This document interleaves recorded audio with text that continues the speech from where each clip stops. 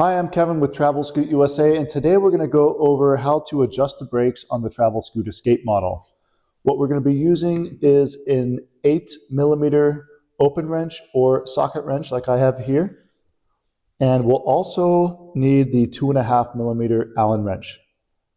Usually this isn't necessary, but just in case it is, we'll go over that. This is very easy. To adjust the brakes, all we're going to do is we're going to push down, loosen, just enough for the brake to go back and forth. So we can see that it's sliding along here. And that's all you do. So if it's too tight, you can loosen it a little bit, push down, and tighten. This is something that we'll be doing just in case we have some wheel squeak. Oftentimes when you get a new scooter, especially when you're going in reverse, you might get a little bit of wheel squeak. All that is the brake band going along the drum here.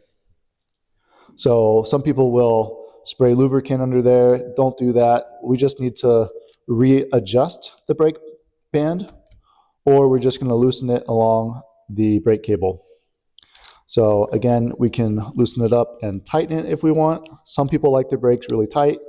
That's fine. If you still have noise, what we're going to do, we're going to put on the 2.5mm and push down, loosen up the screws halfway, and then just retighten them. Doing this will reshape the band. You can see that I have them pretty tight right now. I don't like them that tight, so I'm going to loosen this up. Again, super easy. You can adjust these in 10 seconds like I just did. That was about 10 seconds right there. If you get anything really noisy, just come in here, loosen up. See how that kind of moves? And you push down to reshape it